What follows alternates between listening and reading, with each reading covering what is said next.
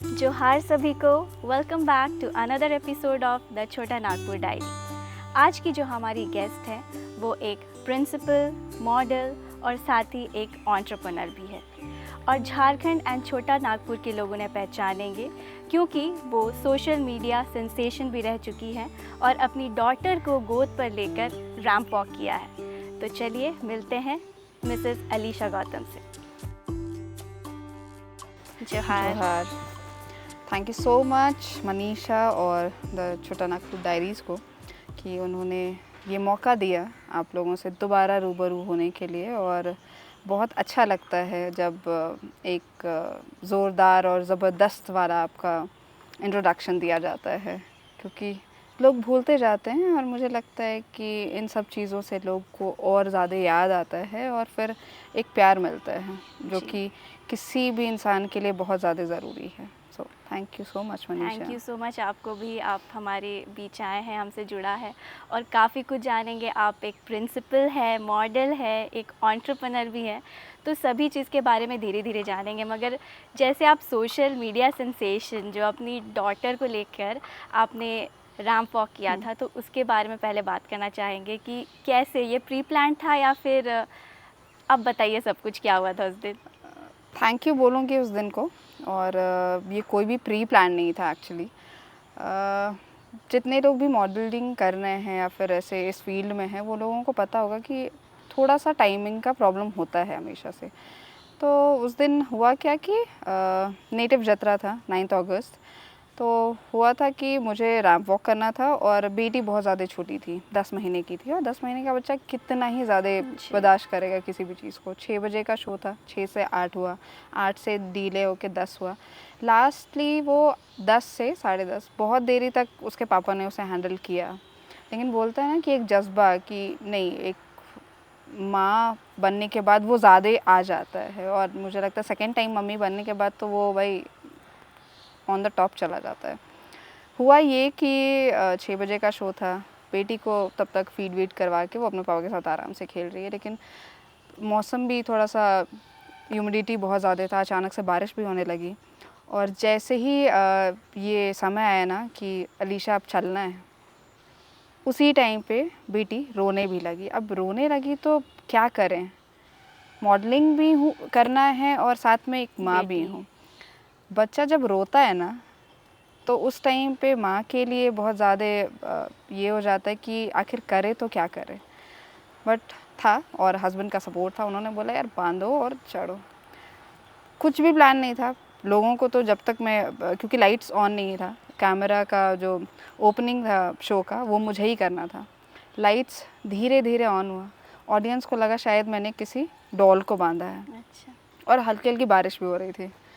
जब ज़ोर से म्यूज़िक बजा और मैं रैंप पे आगे आती गई ना, लोगों को पता चला कि अच्छा नहीं, सच में कोई बच्चा है। और वो इतना, मतलब बोलते हैं ना कि शायद वैसा सीन मैंने कभी एक्सपेक्ट नहीं किया था या सोचा भी नहीं था कि ऐसा कुछ होगा। और बस लोगों को इतना पसंद आया कि तालियों की गड़गड़ाहट के साथ बेटी का नींद भी उड़ गया। और उसने जोहार तो करना नहीं पाती थी, लेकिन हाँ हाय हेलो ज़रूर किया। और उसके बाद कुछ टाइम लगा, क्योंकि वो उस समय शायद लोगों को लगा था कि इतनी बड़ी न्यूज़ नहीं है। बट हाँ, 3 महीने के बाद जाके दैनिक भास्कर के सर को थैंक यू बोलना चाहूँगी कि उन्होंने ये स्टोरी कवर की। और उस दिन के बाद से लाइक अलीशा गौतम राव बिल्कुल ही चेंज हो गई। फ़ोन्स आ रहे हैं, कॉल आ रहा है, इंटरव्यू कर रहा है, ये करना बहुत अच्छा लग रहा था और बहुत ज़्यादा प्राउड भी फील हो रहा था। तो मतलब इसमें हम लोग देख सकते हैं कि आप एक मॉडल हैं, साथ में आप पेरेंटिंग भी निभा रही थी। बिल्कुल। रिस्पॉन्सिबल जो होते हैं, एक माँ को रिस्पॉन्सिबल कहा जाता है अपने बेटे के लिए, बेटी के लिए। तो फिर आपका वो रिस्पॉन्सिबिलिटी भी नज़र आ रहा है। तो मतलब एक महिला के लिए वो चीज़ होता है ना कि हमेशा वो पेरेंटिंग वाला चीज़ हमेशा आगे रहता है कि उसे कैसे साथ में लेकर चले। बिल्कुल, वो चीज़ को आप छोड़ नहीं सकते जी। हैं, बिकॉज़ आपने खुद उस चीज़ को चुना है, किसी ने आपके ऊपर थोपा नहीं है। बीइंग अ मदर, मुझे लगता है कि सिर्फ बच्चे को पैदा कर लेना इज़ नॉट ये। आप उसको जब वो कुछ मांग रही है तब भी आपको देखना है, जब आपका टाइम अच्छा नहीं चल रहा है तो भी आपको अपना थोड़ा सा मन को ये करके बच्चों को भी साथ में लेके चलना है। और कहीं ना कहीं मुझे लगता है क्योंकि नायरा के बाद मैं बहुत ज़्यादा पॉपुलर हुई, क्योंकि लोगों ने वो चीज़ को देखा। और जहाँ तक मैं बोलूँ ना, तो हर एक माँ में वो चीज़ है। जब माएँ बच्चों को बेतरा करके किसी के घर पे झाड़ू पोछा कर सकती हैं, जी। जब एक रेजा बड़ा बड़ा बिल्डिंग जब बनाती हैं, जब उनको वो लेके बांध के वो बिल्डिंग मटेरियल ऊपर नीचे कर सकती हैं, मुझे तो सिर्फ रैंप वॉक करना था, उसमें क्यों मैं सोचूं कि नहीं लोग गलत बोलेंगे। तो बस वो था, माँ हूँ। और मैं ना एक इंसिडेंट आपसे शेयर करना चाहूँगी। बिल्कुल। मैं एक कॉम्प्लेक्स गई थी, वहाँ पे ना एक वॉचमैन, मतलब वुमेन थी वो, और स्ट्रीट लाइट के नीचे उनके दोनों बेटे बेटी ना पढ़ रहे थे, और वो वॉचमैन उनके पास जाती हैं, उनको पढ़ा रही हैं और फिर अपना काम कर रही है। तो उस दिन मतलब वो एक कनेक्शन सा फील हुआ। मैं मुझे तो ये सारी चीज़ें एक्सपीरियंस नहीं है, बट फिर भी वो पता चलता है कि कितना रिस्पॉन्सिबल होना पड़ता है इस चीज़ के लिए। सोसाइटी में अगर देखा जाए ना, तो एक महिला को डिफ़ाइन किया जाता है कमज़ोर शब्द से। तो इस पर आप क्या कहना चाहेंगी? मुझे तो लगता है जब से मैं वो वायरल हुई हूँ उसके बाद मैंने इतने लोगों को मोटिवेट किया, इतनी लेडीज़ को मोटिवेट किया है कि पहले जो लड़कियाँ सोचती थी या फिर लेडीज़ सोचती थी ना, यार मुझे ये करना है, लेकिन वो थोप देती थी कि नहीं बच्चे हो गए तो मैं ये नहीं कर पाऊँगी। कमज़ोर आपको ना सोसाइटी नहीं बनाती है, कमज़ोर आप खुद बनते हैं। तो ये हमारे लिटिल स्टार जो कि मम्मा के गोद पे थी और अभी इतनी बड़ी हो चुकी है और फिर से एक बार गोदी में आ गई है, बिकॉज इसको फ्रेम में रहना बहुत ज़्यादा पसंद है। हेलो करो उधर, चलो पहले जोहार कर दो, जल्दी कैमरा में जोहार करो, जल्दी जल्दी जल्दी जल्दी जल्दी जल्दी जोहार तो वो जो बोलते हैं ना कि कमज़ोर आप अपने आप को बनाते हैं, सोसाइटी का काम है वो बोलेगा। मुझे भी लोग बोलते हैं, अभी भी लोग बोलते हैं कि तुम ऐसे कैसे कर सकती हो, दो बच्चे हैं उनको भी देखना है, तुम्हारा पहला प्रायोरिटी तुम्हारा घर होना चाहिए। बट ये कहीं नहीं लिखा हुआ है कि लेडीज़ काम नहीं कर सकती या लेडीज़ कमज़ोर हैं। वो बोलते हैं ना, हमारा मानसिकता बन चुका है। अभी हाल फिलहाल में एक इंसिडेंट बताऊंगी, और बिल्कुल मेन रोड की कहानी है ये। जय हिंद फार्मेसी के पास मैं मेडिसिन ले रही थी और बच्चे और हस्बैंड गाड़ी में बैठे हुए थे। दवाई लिया मैंने और मैं जस्ट रास्ता क्रॉस कर रही थी, और जैसे बोलते हैं ना कि लड़कियां ही क्यों बर्दाश्त करें किसी भी चीज़ को। मैं नॉर्मली रोड क्रॉस कर रही हूँ और 3 लड़के आ रहे हैं और उन्होंने ड्रिंक किया हुआ था, और उसमें से जो सबसे लास्ट में था उस बंदे ने मुझे बहुत ही अजीब तरीके से टच किया। लाइक आप गलती से लगते हो तो आपका कंधा टच होता है या हाथ थोड़ा सा, उसने बिल्कुल हाथ ऐसे किया और मेरे पेट पे टच किया। बोलते हैं ना कि अगर मैं उस दिन छोड़ देती उसको तो शायद अपनी बच्ची को कभी कुछ नहीं बोल पाती कि तुम ये करो या फिर तुमको ऐसा करना चाहिए। वहाँ पे 20 से 50 लोग खड़े होंगे, लेकिन किसी ने कुछ नहीं कहा। मैंने शर्ट उसका पकड़ा, खींचा नीचे, और उस दिन गलती से सैंडल नहीं पहना था मैंने, चप्पल पहन के गई थी, चप्पल ही चप्पल मारा है। सामने लोग नूडल्स खा रहे हैं, मेल जितने भी थे वो नूडल्स खा रहे हैं और बोलते हैं कि मैडम क्यों मार रहे हैं, मर जाएगा, छोड़ दीजिए आप। पिया हुआ उसको क्या समझ रहे हो? तो पिया हुआ तो क्या किसी भी इंसान को लाइसेंस मिल जाता है, ताकि चाहे वो लड़का हो या लड़की। आप अपने सेंसेस में नहीं है, ये आपकी पसंद है, आपने पिया जी, तो कोई क्यों सफ़र क्यों करे भाई? आपके साथ कुछ हो जाएगा तब आप लोग कैंडल मार्च ज़रूर निकालेंगे कि नहीं ऐसा नहीं होना चाहिए। तो ये चीज़ है कि हमें खुद उस चीज़ को रोकना पड़ेगा, चाहे वो कैसा भी वायलेंस हो। जी। और बोलूँगी तो अच्छा लगता है कभी कभी कि ऐसे फैमिली से हूँ, हस्बैंड भी सपोर्टिव हैं, मम्मी पापा भी सपोर्टिव हैं, सबका सपोर्ट रहा है। लोगों को ये सोचना पड़ेगा कि हम लोग बोल तो देते हैं कि नहीं लेडीज़ भी अब उतने ही लेवल पे हैं जितने लेवल पे मर्द हैं, लेकिन हम लोग ये एक्सेप्ट नहीं कर पाते हैं। ये हमारी गलती है। तो अगर आपको इज़्ज़त देना है तब दिल से दीजिए, सिर्फ बोलने के लिए इज़्ज़त देना इज़ नॉट ज़रूरी। बहुत सारे इंटरव्यूज़ में आपके स्टोरी को कवर भी किया गया और नेशनल लेवल मीडिया पर भी आप आ चुकी हैं ब्रूट में। तो उसके बारे में बताइए कि कैसा रहा एक्सपीरियंस आपका?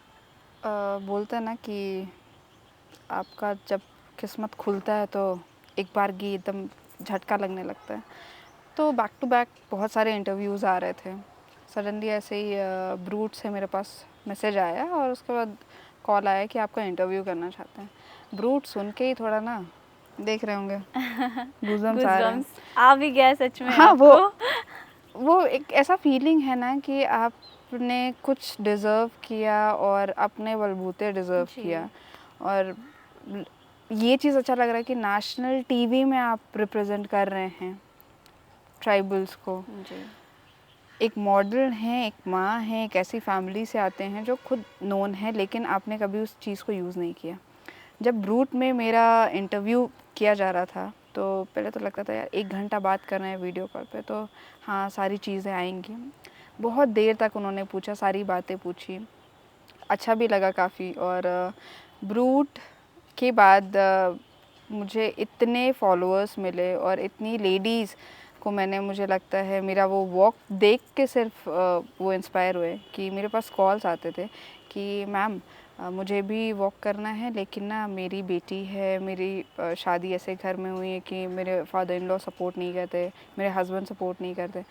तो मेरा एक ही कहना था, आप अपने आप को सपोर्ट करती हैं, आपका जितना काम है ना आप वो पूरा कीजिए। जब आपको दिख जाएगा ना कि आप मेहनत कर रही हैं और आप ईमानदारी से अपना काम कर रही हैं, तो आपको फिर कोई मना नहीं करेगा, सपोर्ट करेगा। आप अगर बात करेंगे ना तो बहुत अच्छा लगेगा और घर वालों को पता चलेगा। और ब्रूट में ये चीज़ मैंने कहा था और थैंक यू ब्रूट इंडिया को कि उन्होंने मेरा इंटरव्यू चलाया। और मुझे लगता है एक बार के बाद उन्होंने दोबारा ये चीज़ किया था और उसके बाद भी लोगों को बहुत सारी चीज़ें पता चली। और बोलते हैं ना कि एक आदिवासी महिला होना और उसके बाद आप एक ऐसा काम कर रहे हैं जो बहुत लोग सोचते हैं कि मॉडलिंग और आदिवासी महिला कैसे कर सकती है। ट्राइबल है तो ये अपने घर ही में रह सकती है, ज़्यादा से ज़्यादा टीचर बन सकती हैं, बैंक में सरकारी काम कर सकती हैं, मॉडलिंग कैसे कर सकती हैं।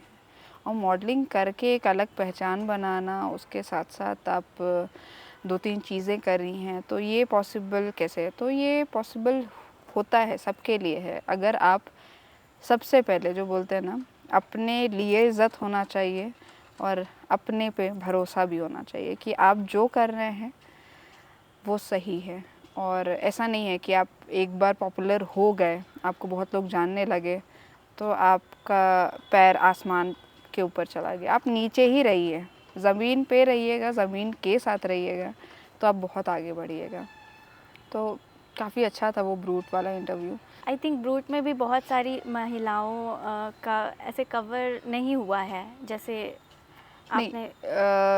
बहुत लोगों का होता है, लेकिन ट्राइबल्स में हाँ, सिर्फ 2 लोगों का हुआ है, जिनमें एक टॉम मुर्मू है जो संथाली सिंगर हैं और दूसरा मेरा हुआ है।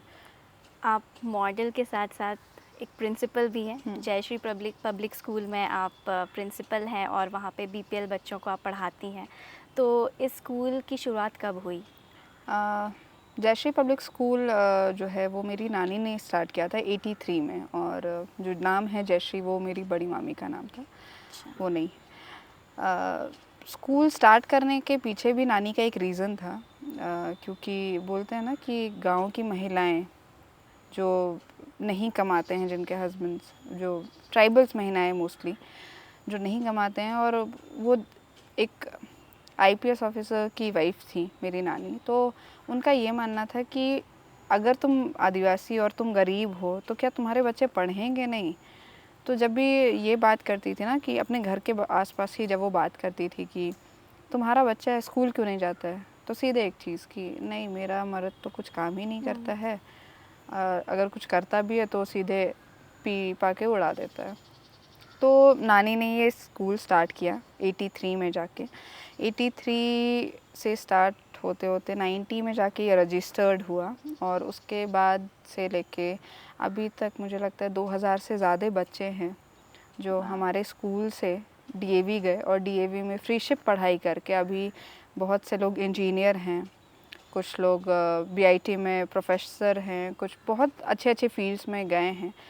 और मम्मी काफ़ी टाइम तक देखती थी, और अब बोलते हैं ना कि एक टाइम आता है कि आपको कुछ चीज़ों से ब्रेक ले लेना चाहिए। तो ऐसा नहीं है कि पूरी तरीके से मैंने इसे कर लिया है, सिर्फ मैं अभी बोलते हैं ना कि एक गाइडेंस चाहिए रहता है किसी भी चीज़ को। तो मुझे लगता है कि मम्मी को ये लगा कि नहीं, अब उनकी बेटी इतनी बड़ी हो गई है कि वो स्कूल को संभाल सकती है, तो उन्होंने बस मुझे काम करने का मौका दिया है। और थैंक यू मम्मी पापा को भी कि इतना ट्रस्ट है कि उनको पूरे तरीके से उन्होंने स्कूल को मेरे ऊपर छोड़ दिया है कि तुम अब देखो कि आगे क्या करना है, क्लासेस में क्या पढ़ाई हो सकता है, नहीं हो सकता है। क्योंकि अभी बोलते हैं ना, अभी के जो बच्चे आ रहे हैं वो ये नहीं है कि वो बीपीएल वाले बच्चे हैं या वो अच्छे घर में पैदा हुए हैं, वो बच्चे हैं जी। कोई भी एक बच्चा का मेंटालिटी कभी चेंज नहीं होता है, उसको आप जैसे बड़ा करते हैं वो वैसे ही होता है। अगर आपने उसके दिमाग में डाला है कि नहीं हम गरीब परिवार से हैं तो हम ये चीज़ नहीं कर सकते, और वो तो आईपीएस का बच्चा है, वो सब कुछ कर सकता है, तो ये हमारी रिस्पॉन्सिबिलिटी है कि हम अपने बच्चे को कैसे बड़ा कर रहे हैं। अच्छा लगता है जब कोई एक बड़ी पोस्ट में चल जाता है, उसके बाद आपके पास इंफॉर्मेशन आता है या कॉल आता है कि मैम हम आप ही के स्कूल से पढ़े थे और फिर मेरा डीएवी में फ्रेंडशिप में हुआ और अभी हम यहाँ काम कर रहे हैं। तो वो कहीं पे भी जाए, ज़रूरी नहीं है कि वो एक आईपीएस बने, इंजीनियर बने, वो अपने पैर पे खड़ा हो जाता है ना, वो सबसे बड़ी बात होती है। क्योंकि आपने उसके माँ बाप को देखा है कि वो कैसे सफ़र करके आपको पढ़ा रहा है। और कभी कभी तो लगता है कि बहुत से बच्चे बहुत टैलेंटेड होते हैं, ज़रूरी नहीं है कि वो पढ़ाई पे ही अच्छा करें। कुछ कुछ बच्चे हैं जिनको शुरू से पढ़ाई से मतलब नहीं होता है। तो being a mother, being a principal, मैं नहीं बोलूँगी किसी भी पेरेंट्स को कि आप अपने बच्चे के ऊपर थोपिए, और ये कभी मत थोपिएगा भाई कि 90% ही लाओगे तो हम ये देंगे। ये हमारी गलती है कि ये फ़ोन हम लोग देने का लालच देते हैं बच्चे को कि इतना % स्कोर करो, तुम 6th में तुमको आईफोन ख़रीद देंगे। भाई मेरे पास अभी तक आईफोन नहीं है, ये फ़ोन भी है तो वो भी टूटा हुआ है, थैंक्स टू नायरा। तो रिस्पॉन्सिबल खुद बनेंगे ना तो सोसाइटी पूरी रिस्पॉन्सिबिलिटी निभाएगी अपनी। अलीशा जी, आप प्रिंसिपल भी हैं एंड एंटरप्रेन्योर भी हैं, दोनों चीज़ें कैसे मैनेज कर लेती है? आप तमायराज़ किचन की फ़ाउंडर हैं, मैं ऑडियंस को बता दूं, तो बताइए कैसे आप मैनेज कर लेती हैं ये सारी चीज़ें? कभी कभी तो बहुत ज़्यादा फ्रस्ट्रेटिंग लगता है कि स्कूल से अभी किच हुआ, ख़त्म हो गया, अब ऑर्डर्स भी हैं, लेकिन बोलते हैं ना कि एक स्त्री सब पे भारी है, वो नारी सब पे भारी, तो वैसा वाला नहीं है। भारी होती हैं लेकिन एक सपोर्ट के बिना ना वो कभी भी कुछ नहीं कर सकती हैं। प्रिंसिपल हूँ, स्कूल का टाइमिंग एक है, उसके बाद तमायराज़ किचन बताना चाहूँगी व्यूअर्स को कि तमायरा मेरी बड़ी बेटी का नाम है। उसी के चलते मुझे खाना बनाने का शौक़ हुआ, इजाद हुआ, और बोलते हैं ना पैसा बचाने का चक्कर में घर में ही बहुत सारी टेस्टी चीज़ें बनाओ ताकि पिज़्ज़ा केएफसी में जाओ तो 1000 रुपये ख़त्म हो जाता है। तो वो मैं भी बना देती हूँ। तमायराज़ किचन आप आइएगा तो आपको ज़रूर मिलेगा। तो तमायराज़ किचन बेसिकली ट्रेडिशनल खाने पे फोकस्ड है, क्योंकि मेरी नानी को और मेरी मम्मी को खाना खिलाने का बहुत शौक़ है। मेरी मम्मी तो अभी भी ना, घर जाओ आप तो सबके घर में ज़्यादा से ज़्यादा अगर एक पोर्शन एक्स्ट्रा बनता होगा, मेरे यहाँ 3, 4, 5, कभी कभी 10 पोर्शन एक्स्ट्रा बनता है। मेरे यहाँ कोई जाता है ना तो खाली पेट नहीं आ सकता है। अच्छा। तो ये पता नहीं मम्मी की तरफ से ही मिला कि खाना बनाओ और खाना खिलाओ। ट्रेडिशनल खाने को सर्व करना एक ये भी ज़रूरी था कि हम लोग हमेशा बोलते हैं कि हम लोग ट्राइबल्स हैं, हम लोग अपने लिए कुछ नहीं कर रहे हैं। ठीक है, बहुत लोग हैं जो डिज़ाइनिंग के माध्यम से अपना ट्राइबल कम्युनिटी को एक किए हैं, बहुत लोग सिंगिंग, डांसिंग के क्षेत्र में काम कर रहे हैं। वैसे मुझे लगता है कि मैंने फ़ैशन डिज़ाइनिंग की है निफ्ट से, बट बोलते हैं ना कि सबको सब चीज़ नहीं साधता है। कि मैंने अभी भी मैं डिज़ाइनिंग करती हूँ, बट उससे ज़्यादा इंटरेस्ट मुझे खाना बनाने में है। और खाना बना के जब खिलाती हूँ और लोगों को जब ये पसंद आता है, और ख़ासकर वो ट्रेडिशनल खाना, पीठा हो गया, डुम्बू हो गया, खपड़ा रोटी हो गया। और सबसे ज़्यादा मज़ेदार तो अभी एक बात बताऊँगी, अभी जहाँ हम लोग शिफ्ट किए हैं, ये डिबडी का एरिया है। जब यहाँ पे थोड़ी ज़्यादा बारिश आ जाती है ना, तो मेरे घर के जस्ट पीछे पानी बहुत ज़्यादा जम जाता है, ठीक है।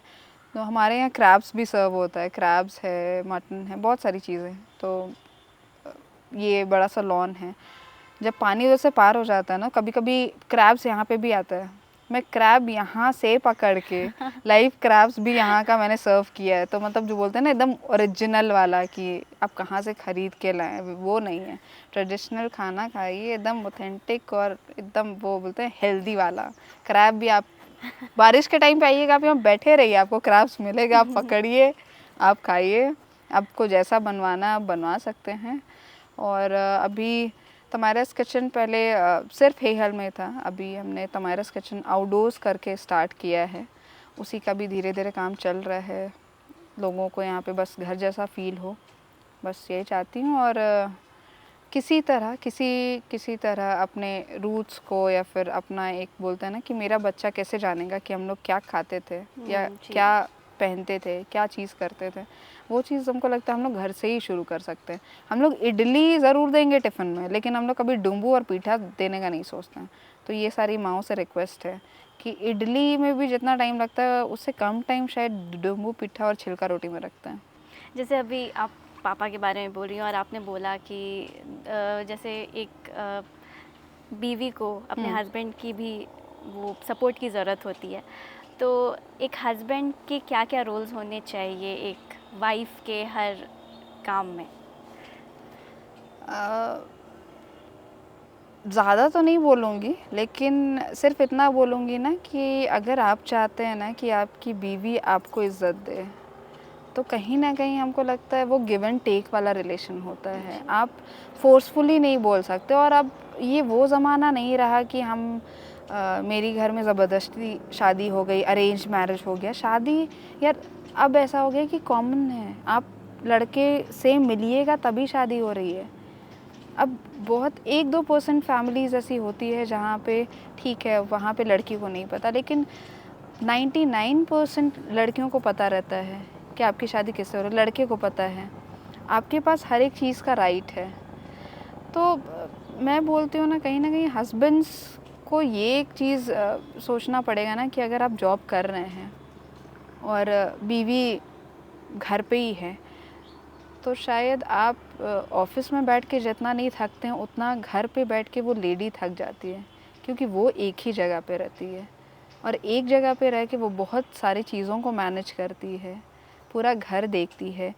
तो मुझे लगता है कि हम लोग जो बोलते हैं ना दोस्त ढूंढते हैं हम लोग बाहर, आप हस्बैंड वाइफ खुद दोस्त बन जाइए ना। कुछ बात शेयर करना है आप लोग खुद शेयर कीजिए, क्योंकि मुझे लगता है कि जब से मैं साइमन को जानती हूँ तब से आई डोंट थिंक मुझे दोस्तों की ज़रूरत पड़ी है। ऐसा नहीं है कि दोस्त होना ज़रूरी नहीं है, लेकिन एक रिलेशन में बोलते हैं ना, माँ बाप बेटी या माँ बेटी या बाप के बीच में भी सबसे पहला रिलेशन एक दोस्ती का होना चाहिए। अगर आप किसी के दोस्त बन गए ना, तो आप पे वो हिचकिचाहट नहीं होती है कि मुझे ये बात शेयर करना, अरे आज पता है ऐसा हुआ, अरे आज पता है ऐसा हुआ। कभी कभी ऐसी बहुत सारी लेडीज़ को जानती हूँ जो अभी भी सफ़र कर रही हैं। वो क्यों सफ़र करती हैं उसके पीछे भी एक रीज़न है। उनको चाहिए भी सपोर्ट, बट आप कभी अपने हस्बैंड से बात ही नहीं करोगे। अगर आपको रास्ते में आप मार्केट गई, किसी आदमी ने छेड़ा, किसी आदमी ने कुछ ऊटपटांग बोला, तो आप अपने हस्बैंड को बताने से क्यों डरते हो? आप शेयर तो करो कि अरे पता है आज मैं मार्केट गई थी, मुझे इसने छेड़ा, तो ऐसा हो सके। तो आप ये शेयर करोगे तो ये सारी चीज़ें बहुत ही स्मूथली चलेंगी। और जितने भी हस्बैंड्स हैं उनको एक रिक्वेस्ट है, 7 दिन में 1 दिन कहीं बाहर खिलाने मत ले जाइए, जला ही खिलाइए लेकिन खुद बना के खिलाइए। वो हमको लगता है ना सारी लेडीज़ के लिए, सारी मम्मियों के लिए बेटे, सारी मम्मियों के लिए बेटे, सारे वाइफ्स के लिए हस्बैंड और सारे बहनों के लिए भाई को ये एक बोलते हैं ना एक ट्रीट रहेगा अपने फैमिली के लिए कि आप कुछ भी बना के खिलाइए, लेकिन खिलाइए। इससे बोलते हैं ना कि वो टाइम और वो एक बॉन्डिंग बहुत ज़्यादा बढ़ती है, क्योंकि वो दिखता है, लव केयर सपोर्ट वो दिखता है। तो रिक्वेस्ट रहेगा सभी से। आपके तमायराज किचन में सबसे फेवरेट डिश आपका क्या है? ये तो वो वाली बात होगी कि आप मिठाई के दुकान पे जाओगे और पूछोगे कि कौन सा मीठा यहाँ का सारा फेमस है। मेरे यहाँ भी सारी डिशेस अच्छी हैं, वो ये होता है, लेकिन हमको लगता है तमायरास किचन में सबसे ज़्यादा सूड़ी भात, पीठा और एक मेरी बेटी का फेवरेट वो डूम्बू सबसे ज़्यादा है स्पेशल। बाकी सारी चीज़ें आप आइएगा, टेस्ट कीजिएगा तो आपको पता चल जाएगा। मनीषा जी से रिक्वेस्ट करूँगी कि तमायरास किचन का थोड़ा सा इन्फॉर्मेशन वीडियो में कहीं ना कहीं डाल दें ताकि आप लोग मुझ तक पहुँच सकें। जी बिल्कुल चला जाएगा और हमारे व्यूअर्स को भी पता चल जाएगा। एंड उनसे अनुरोध है कि आप ज़रूर आइए तमायरास किचन में। बहुत अच्छी अच्छी बातें हम आपसे जानने पाए और बहुत अच्छा लगा अलीशा जी आपसे बात करके। Thank you so much. बहुत दिन के बाद मुझे भी इतना बोलने के लिए मिला, काफ़ी अच्छा लगता है। कभी कभी लगता है बहुत ज़्यादा बोलती हूँ। व्यूअर्स अगर मैंने ज़्यादा पकाया तो सॉरी, बिल्कुल नहीं बोलूँगी। मुझे बहुत अच्छा लगता है बात करना। आई थिंक बहुत लोग आपको सोशल मीडिया पे देख के जानते हैं, बट ऐसे आपसे बात करके उनको भी आपके बारे में पता चलेगा। हाँ, बहुत जी। लोग मुझे कहीं कहीं अगर जाती भी हूँ ना तो एक बार बोलना पड़ता है कितने लोग पहचानते हैं, बहुत कम हाथ उठेगा। फिर मैं बोलती हूँ गूगल, सबके पास फ़ोन है ना, गूगल निकालो, अलीशा गौतम बनाओ, सर्च करो, अरे ये आप हैं। तो है और काफ़ी अच्छा लगता है और thank you so much Manisha. आपको भी बहुत बहुत धन्यवाद द छोटा नागपुर डायरी में हमसे जुड़ने के लिए और अपनी जर्नी बताने के लिए और इतने लोगों को फिर से इंस्पायर करने के लिए। सचमुच में आप एक पेरेंट हैं और साथ में एंटरप्रेन्योर एंड बच्चों के लिए भी इतना कुछ कर रही हैं, तो बहुत बड़ी बात है। Thank you so much. छोटा नागपुर डायरी दोबारा ज़रूर मौका दीजिएगा मुझे। आप